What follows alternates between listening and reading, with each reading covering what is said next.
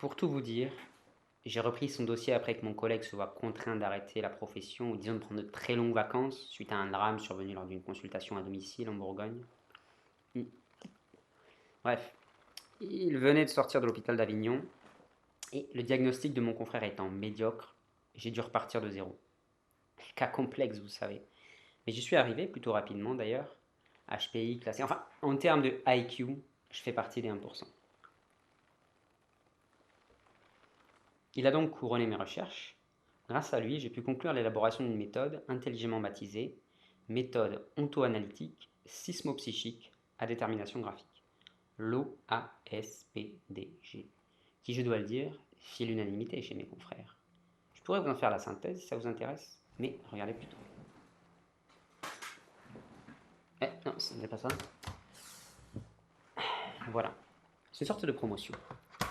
L'image peut s'avérer plus explicite que le verbe, n'est-ce pas?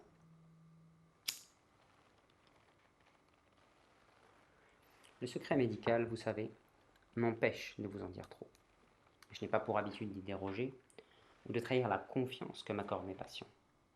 Mais vous m'avez l'air sympathique. Et puis j'imagine que là où il est, ça ne devrait pas trop le contrarier. Ce monsieur a été toute sa vie une victime. Victime d'une idéologie fascisante, d'une relation sentimentale malsaine, d'un contexte social malveillant et surtout d'un mauvais traitement. Son précédent psychiatre lui a causé beaucoup de tort en mettant cette histoire d'inceste au centre de sa thérapie.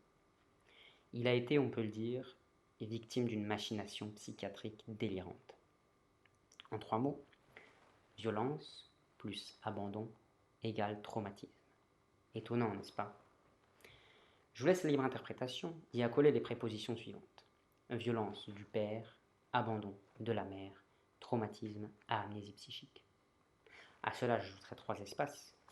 Afrique, Montalivet, Ville-et-Louis.